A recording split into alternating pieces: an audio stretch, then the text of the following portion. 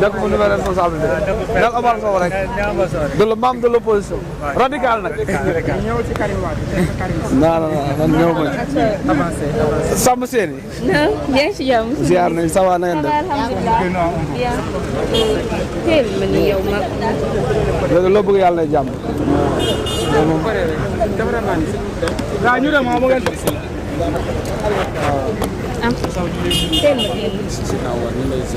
waaw ñu ngi leen di fay. ñu dem Est-ce que vous faites partie de ceux qui considèrent que les déclarations tenues par Doudou Wade, en tout cas, ne méritent pas de convocation? Non, vous savez, moi je fais partie. D'abord, je suis là en tant que membre de l'opposition. Apporter mon soutien à Doudou Wade, le président Doudou Wade, comme je le fais pratiquement pour tout membre de l'opposition ou bien toute personne qui subit l'injustice. Pour moi, je suis un républicain. Je pense qu'aujourd'hui, ceux qui n'ont pas pu condamner les propos de Doudou Wade il y a longtemps ne peuvent pas aujourd'hui. Ces genres de propos, ceux qui ne l'ont pas condamné avant ne peuvent pas le condamner aujourd'hui. Pour moi, il y a eu pire que ça. Et que Doudou Wade n'a fait qu'allusion à d'autres pays. Et je pense qu'il n'a pas incité ou bien il n'a pas parlé de coup d'État. Je pense que le procureur a d'autres choses à faire. Et la justice sénégalaise a d'autres choses à faire que de prendre des convocations à tous azimuts. Maintenant, il faut que les gens sachent que nous avons un État qui est là, qui veut faire la justice une arme pour que tout le monde puisse se taire. Maintenant, je pense que nous avons vu avec toutes ces arrestations azimuts, je pense que le cas de Doudou Wade mérite aussi réflexion et je pense que le procureur doit lui laisser rentrer chez lui. Et Doudou Wade, c'est un icône. Au-delà de Doudou Wade, nous avons Abdoulaye Wade derrière qui sont battus pour la démocratie et qui sont battus pour les libertés. Et pour rien que ça, je pense que Doudou Wade n'est pas du genre à inciter à un coup d'État. Vous ne trouvez rien de méchant dans cette déclaration? Je ne trouve rien de méchant. Je pense que si on regarde l'émission, il n'y a pas de méchant. Maintenant, si on fait ce qu'ils ont l'habitude de faire, couper des séquences à quelques secondes, peut-être tu ne vas pas comprendre là où Doudou Wade voulait en venir. Et je pense que ce qui est bon et ce qui est bien pour le Sénégal aujourd'hui, les Sénégalais n'ont pas besoin de ça. Les Sénégalais sont fatigués, les Sénégalais ont faim, les jeunes ont envie de travailler, les agriculteurs ont leur arachide, ils ont envie de le vendre. Je pense qu'aujourd'hui, il faut une unité autour de l'économie, c'est ça qui est important. Maintenant, il faut que le président de la République, Diomaye Faye, prenne ses responsabilités et arrête aussi de dire qu'il n'a rien dedans. Cette affaire, je l'avais dit, Diomaye est plus pire que Sonko. Et si on pense que Diomaye nous fera des cadeaux, que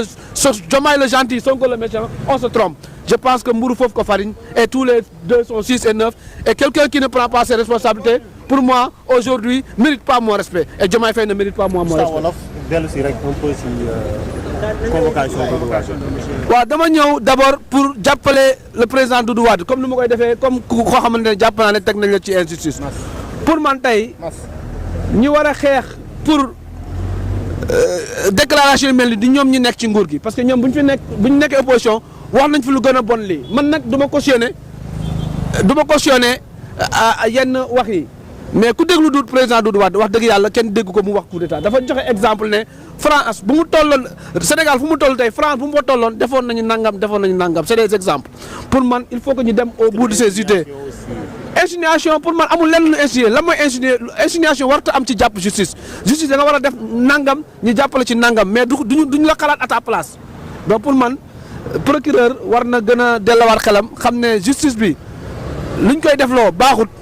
luñ koy liggéey la baaxul sénégalais yi soxla nañu leneen sénégalais yi dal lañu soxla sénégalais yi jàmm lañu soxla sénégalais yi wax ci économie wax ci ndaw ñi liggéeyul wax ci problème Jakarta maa ni tey dem nañ ba ministre de l'Intérieur boo xam ne tey gis naa ko mu ne policiers yi nañuy jàpp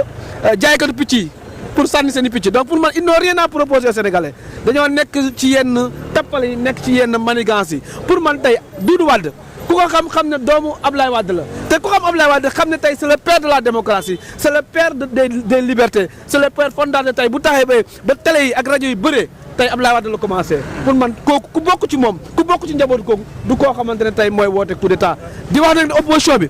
bu ñu jàppee ne Sonko mooy ku nekk ci derrière sur les arrestations dañuy nax seen bopp Diomaye Faye moo nekk ginnaaw lii xew yëpp moo nekk di jël opposition bi di ko dóor ci kaw Sonko di jël Sonko di ko dóor ci kaw opposition bi di jaxase ci biir opposition bi di créer leneen pour man le problème c'est Sonko et Diomaye et mburu foofu ko farine 6 mooy 9 donc si on pense qu'on doit faire cadeau à Sonko à Diomaye et s'attaquer à Sonko on se trompe pour man le combat c'est de combattre Sonko et de combattre Diomaye Faye qui est un président mais un accident de l'histoire du Sénégal je pense que loolu moo suñu jël ay convocation mais la convocation moom du ñëw la woon te mu ñëw man li ma ci wax gis nañu nee na jotul convocation je pense que nit ku ne lu mu wax nga mën a gëm voilà je pense que gis nañ en tant que républicain dox na ay taal dànkam ak ay avocat am ñëw wuy si je pense que nag dañu bàyyi leen ni mooy la convocation boo xamante ne Facebook moo koy def convocation boo xamante ne Facebook moo koy instruire ñoo koy def pour procureur mën a def liggéeyam je pense que Doudou Wade du tapet du kuy daw ay convocation parce que Doudou Wade fu mu jaar ba yegg si fii ñun ñëpp xam nañ ko parce que histoire bu ñu ko ëlbati du ñoo xam ne dañ leen di convoqué ñu daw Ziguinchor dem la côté bi donc je vous remercie merci beaucoup. merci beaucoup.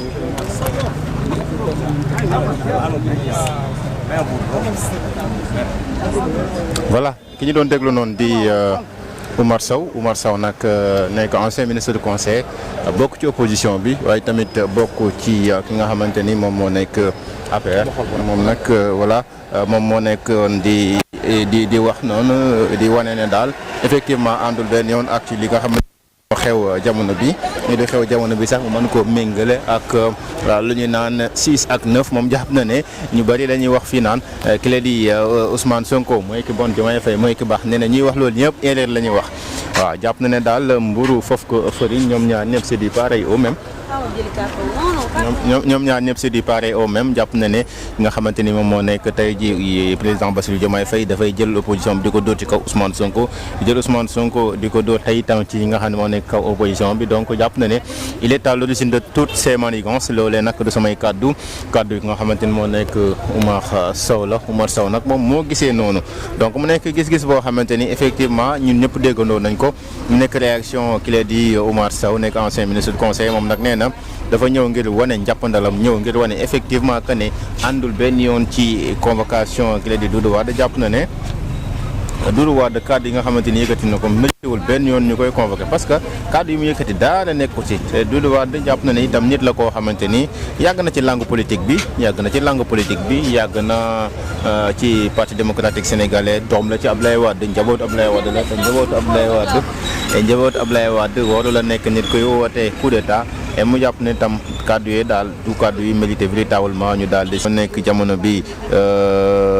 policiers yi ñu ngi veillé bu baax a baax au grain waaye itam ñii daal mooy ñu bëri dañuy dal ci kaw nguur gi jàpp ne nguur gi waroon nañoo am yeneen objectif yu weesu di topp ay nit di leen di wóolu ci kanamu yoon ak situation économique bi fu mu toll jafe-jafe yi ni ñu bëree tension économique bi yeeg jafe-jafe yeeg dund gu cher gi ak dund gu métti gi jàpp nañ ne daal loolu moo waroon a nekk jamono bi seen quotidien mais pas di nekk di wóolu ay nit ci kanamu yoon ngir rek di leen di déglu donc mu nekk loo xamante ni nag ay réaction la yu ay nit daal di def donc ñu déggandoo ko ñun ñëpp mu nekk réaction yoo xamante